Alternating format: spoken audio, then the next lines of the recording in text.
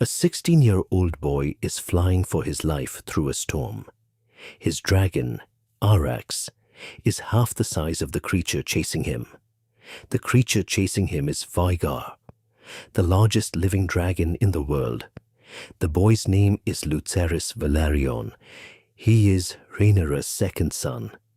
He was sent to Storm's End as a messenger, not a soldier. He carried no weapons. He was supposed to be protected by the ancient laws of envoys. He never made it home. What happened above Shipbreaker Bay that night didn't just kill a boy and his dragon. It ended any possibility that the Dance of the Dragons could be resolved without total war. This is the moment everything changed, and it started, like most catastrophes, with a grudge that should have been buried years ago.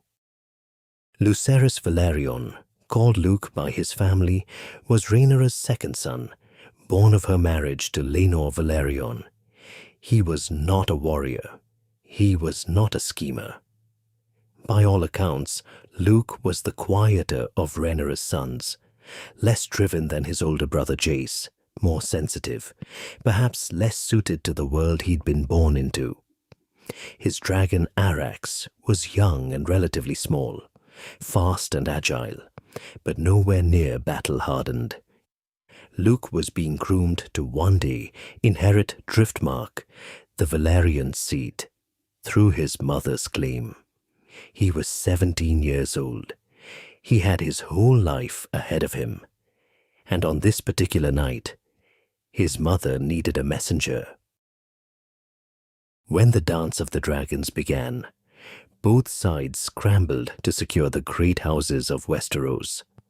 Storm's End, seat of House Baratheon, was one of the most strategically valuable. Whoever held the loyalty of the Baratheons held the Stormlands, one of the largest and most militarily powerful regions in the realm. Rhaenyra sent Luke to Storm's End to deliver a message and secure Lord Borros Baratheon's allegiance. It was a diplomatic mission, a routine envoy visit. Luke carried a sealed letter and his mother's authority. He did not carry a sword.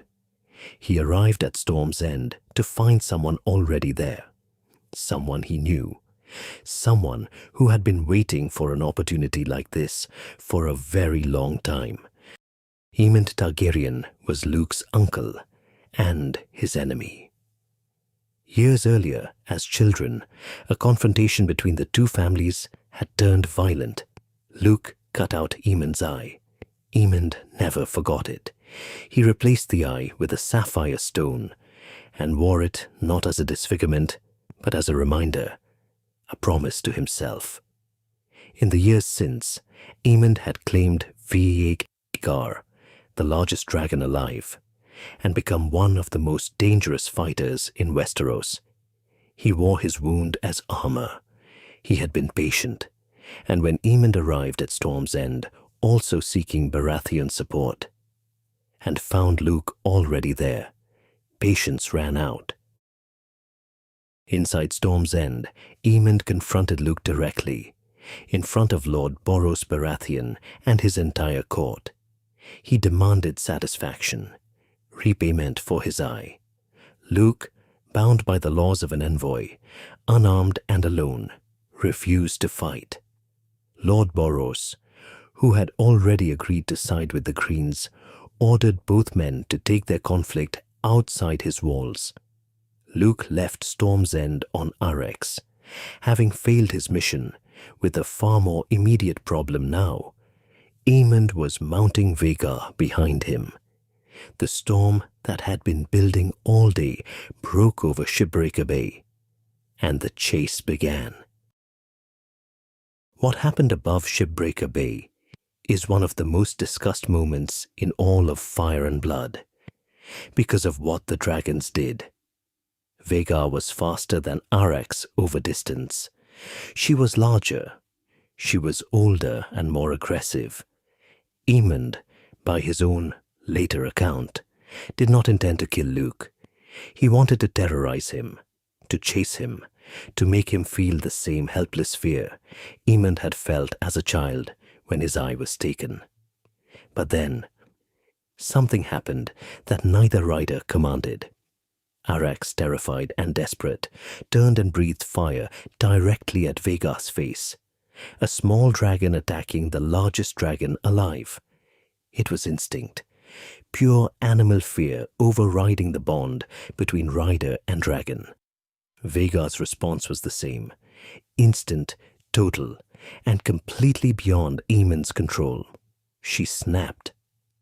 The bond between dragon and rider broke in both directions at once, and Vhagar closed her jaws around Arax. Both Arax and Lucerys Velaryon were gone in seconds. Aemond screamed at Vhagar to stop. She did not hear him, or did not care.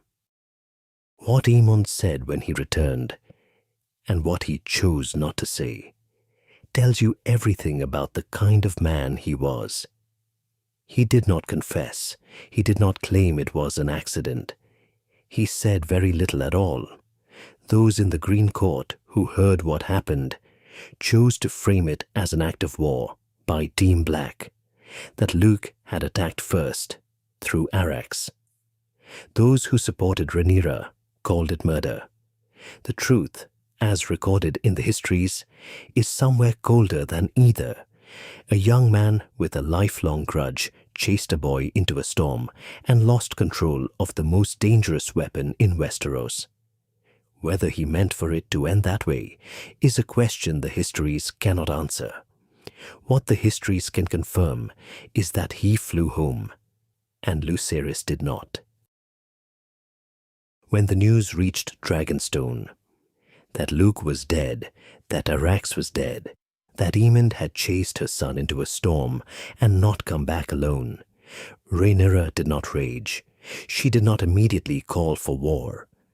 Those who were there described her as going somewhere else entirely, somewhere inside herself that no one could reach. She had sent her son on a mission, a diplomatic mission. He was supposed to be safe. He was 17 years old. The grief of that moment and what it demanded of her as a queen would define every decision she made for the rest of the war. She had spent months trying to avoid all-out conflict. After Shipbreaker Bay, there was nothing left to avoid. Before Shipbreaker Bay, the Dance of the Dragons was a political conflict with military dimensions. Houses were choosing sides. Armies were marching. But the violence had a ceiling. Both sides still believed, somewhere, that a negotiated resolution was possible. Luke's death removed that ceiling.